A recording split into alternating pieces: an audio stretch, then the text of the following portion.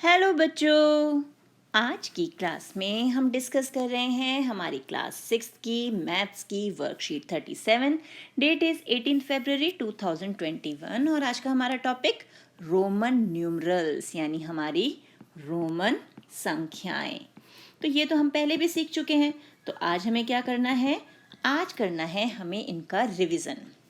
तो let us recall, याद करें दोबारा से। Roman numerals are often used in clocks and to represent our class. तो रोमन न्यूमरल्स या रोमन संख्याएं हमें कहाँ देखने को मिलती है? जब हम अपनी क्लास के बारे में बताते हैं कि हम 6th के स्टूडेंट हैं, या जैसे यहाँ पे लिखा है ना, तो ये रोमन नंबर है। अगर कहा जाए 10th के हैं तो ये सिंबल हो जाता है। तो ये हम कहाँ कहाँ देख पाते हैं? अपनी क्लास के लिए, और क्लॉक्स में यानी जो घड़ियाँ होती हैं कुछ, उसमें भी रोमन नंबर्स जो हैं वो यूज़ होते हैं। So symbols used for Roman numerals with examples, उदाहरणों के साथ रोमन संख्याओं के लिए उपयोग होने वाले प्रतीक। अब क्या यूज़ करते हैं हम? ये लिखा हमने 1, 2 लिखना है तो 2 बार बना दिया ये आई का सिंबल, 3 के लिए 3 बार, और जब हमें 4 लिखना है तो हम क्या करेंगे?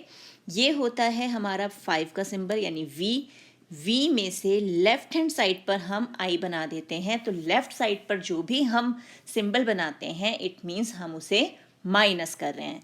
तो 5 - 1 कितना हो जाएगा? 4, यानी 5 में से 1 गया, 4। जब हम 6 पे आए तो हमने इस 5 के राइट हैंड साइड पर यानी सीधे हाथ पर 1 लगा दिया, तो ये बन गया 5 और 1 6। 7 के लिए 5 के आगे हमने 2 बार लगा दिया 1, तो ये 7 हो गया। इसी तरह ये 8 हो गया।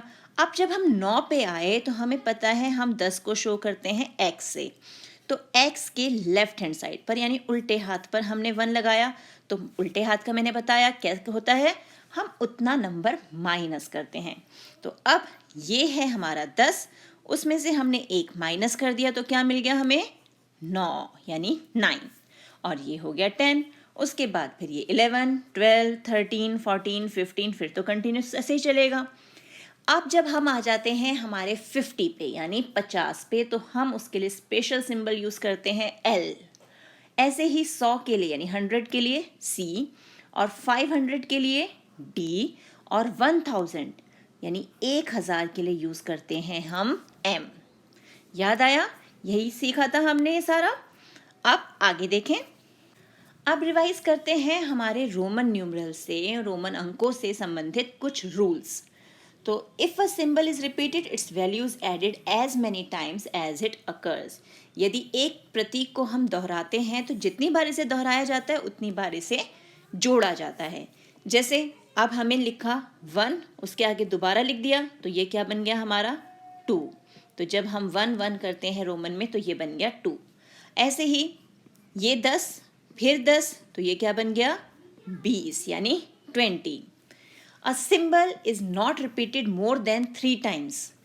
कोई भी हमारा सिंबल, कोई भी चिन्ह जो है वो 3 से ज़्यादा बार हम रिपीट नहीं कर सकते। अब जैसे हमें 30 लिखना है तो हमने ये लिख दिया 30, ये हो गया 30। लेकिन जब हम 40 लिखेंगे यानी 40 हमें लिखना है तो हम क्या करेंगे? क्या हम x को 4 टाइम्स रिपीट करेंगे? नहीं, तब हम लिखेंगे L यानी हमारा 50, उसमें से हम लेफ्ट हैंड साइड पे लिख देते हैं 10 कि हमने 10 कम कर दिए। तो 50 में से 10 कम किए तो हमें क्या मिल गया? 40 यानी 40। तो देखा यहाँ पे हमने 4th टाइम, चौथी बार x को नहीं लिखा। तो कोई भी जो भी प्रतीक है उसे हम मैक्सिमम 3 बार रिपीट कर सकते हैं, उससे ज़्यादा बार हम उसे रिपीट नहीं करते। और कुछ हमारे सिंबल है जिन्हें हम कभी भी रिपीट नहीं करते। वो कौन कौन से हैं?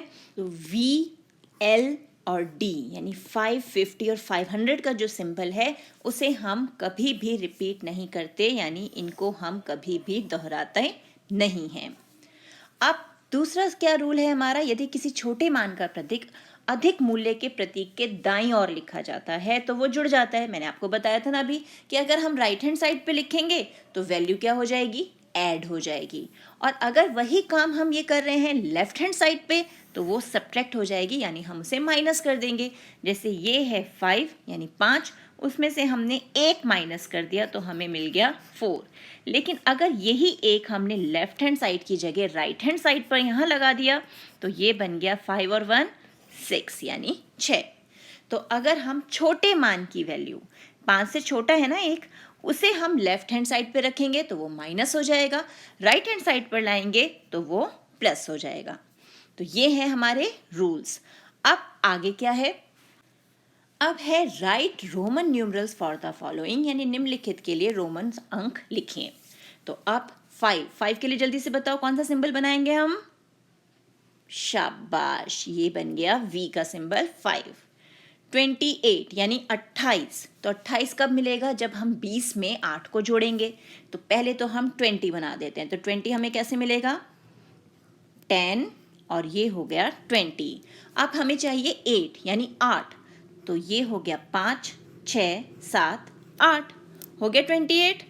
अब 100 के लिए क्या करेंगे, सीधे सीधे हम बस सी लिख देंगे, हो गया 100। 72 यानी हमें चाहिए 70 और फिर 2, तो 70 में 2 जोड़ना है, तो 70 कैसे मिलेगा, ये हो गया 50 यानी फिर 60 70, हो गया 70। अब इसके आगे 2 लगा दिया तो हो गया 72, है ना कितना आसान। अब आप क्या करना, इन नंबर्स की प्रैक्टिस के लिए 1 to 100 सारे नंबर्स को रोमन न्यूमरल्स में यानी रोमन फॉर्म में लिखने की कोशिश करो, और फिर खुद ही चेक करो कि हमने कहाँ गलती की। इससे आपकी प्रैक्टिस भी हो जाएगी और रिवीजन भी हो जाएगी। तो मिलते हैं एक और वीडियो में, तब तक keep practising and enjoy maths.